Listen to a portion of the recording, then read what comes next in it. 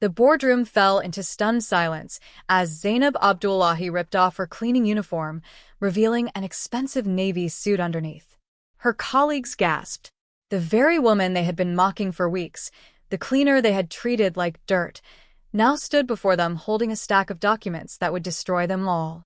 "Al-Haji Musa," she said coldly, her voice no longer the meek whisper they knew.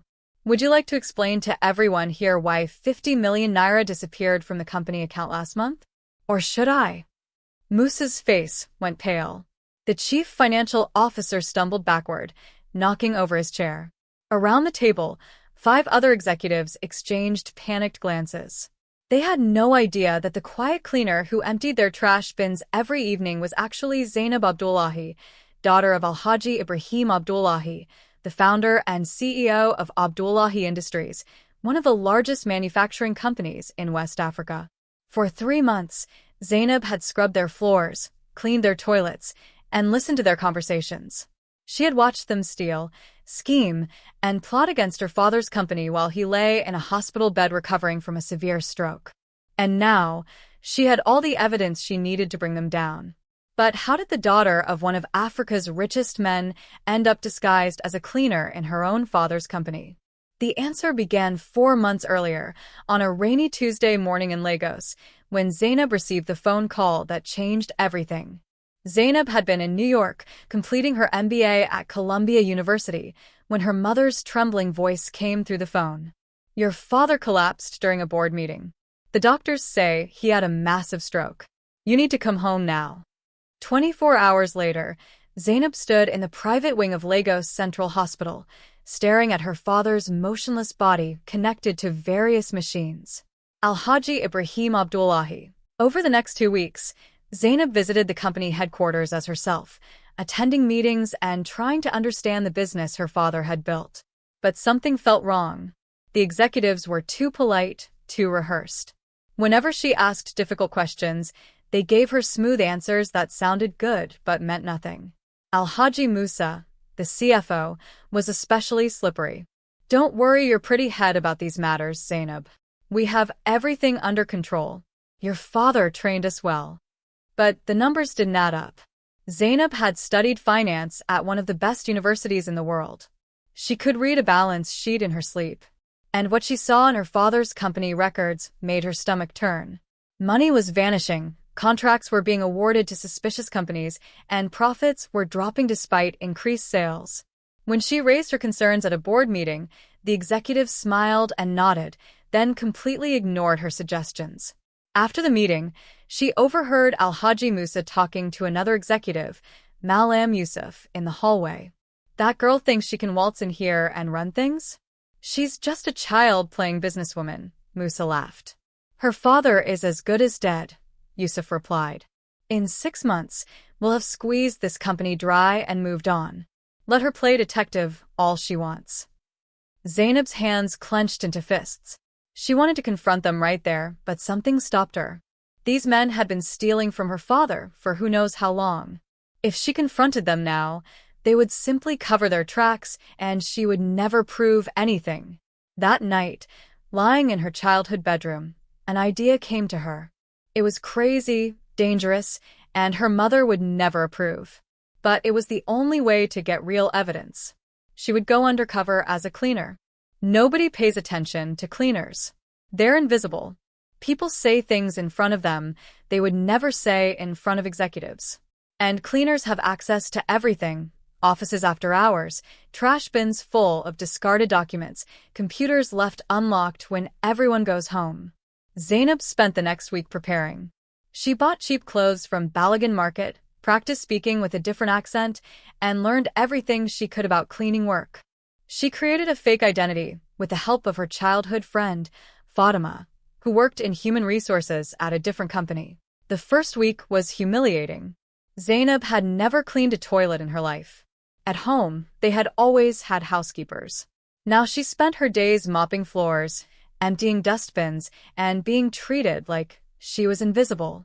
"Hawa, the bathroom on the 3rd floor is disgusting.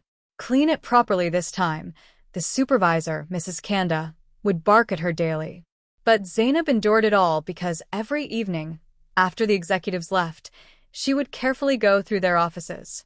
She photographed documents, recorded conversations they had carelessly left on voicemail, and slowly pieced together the conspiracy. It was worse than she had imagined. Alhaji Musa wasn't working alone. He had recruited 5 other executives: Malam Yusuf, Alhaji Tanko, Ibrahim Gubra, Hadiza Bello, and Umar Sani. Together, they had created fake supplier companies and were billing Abdullahi Industries millions of naira for goods that were never delivered. They were also selling company equipment and pocketing the money. But the worst discovery came on her 6th week undercover. While cleaning Musa's office late one evening, Zainab found a document that made her blood run cold. It was a contract to sell the entire company to a foreign corporation for a fraction of its worth. The sale was scheduled for 2 months away. They weren't just stealing from her father. They were planning to destroy his life's work completely. Zainab photographed everything and stored the evidence on a hidden phone she kept in her cleaning cart. But she needed more. She needed proof of the bank transfers, the fake companies, everything. One night, while cleaning the executive floor, she noticed that Malam Yusuf had left his computer unlocked. Her heart pounding, Zainab sat down and began copying files onto a USB drive.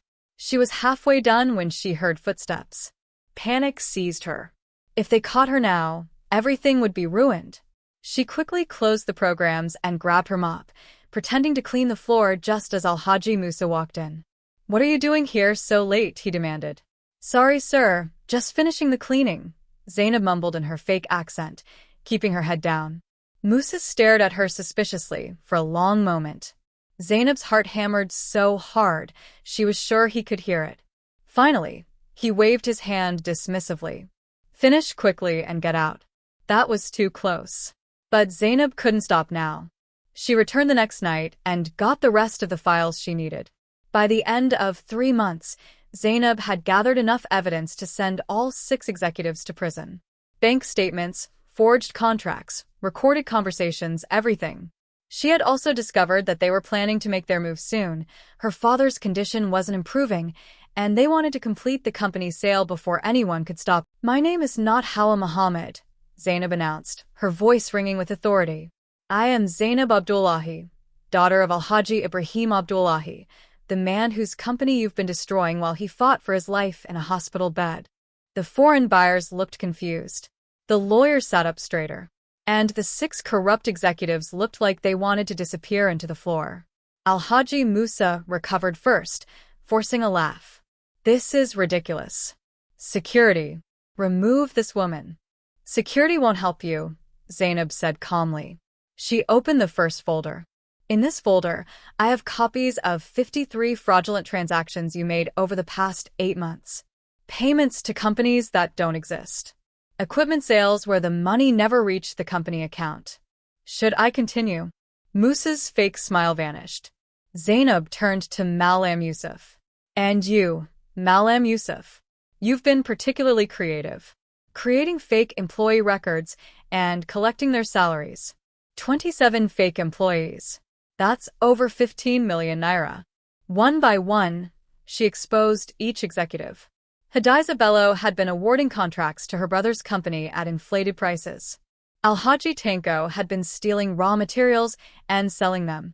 Ibrahim Gubra had been blackmailing suppliers. Umar Sani had been cooking the books to hide it all.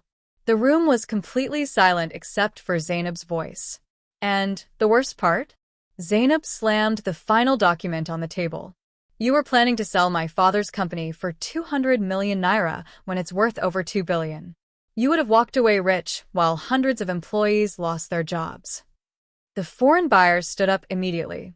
"We were told this was a legitimate sale. We want no part in fraud." They walked out, and just like that, the deal was dead. Zainab pulled out her phone. "I've already sent all this evidence to the Economic and Financial Crimes Commission. They're waiting outside right now."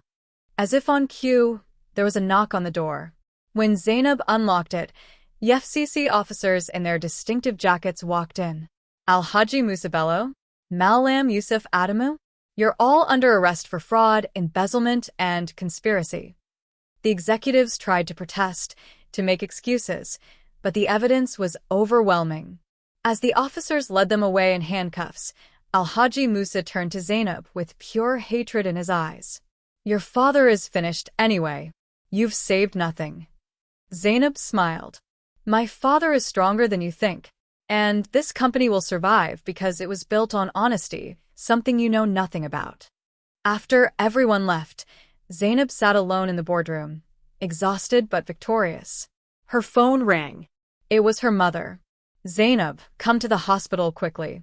Your father, he's awake. He's asking for you." Zainab ran out of the building, still wearing her suit over her cleaning uniform. When she reached the hospital, she found her father sitting up in bed. His speech was still slurred, but his eyes were clear and focused. "Baba." Zainab threw her arms around him carefully. "My daughter," he whispered. "Your mother told me everything. You saved the company." "I learned from the best," Zainab said, tears streaming down her face. Over the next few months, the 6 executives were prosecuted and sent to prison. The stolen money was recovered. Zainab took over as acting CEO while her father recovered, and under her leadership, the company not only survived but thrived. The story of the Millionaire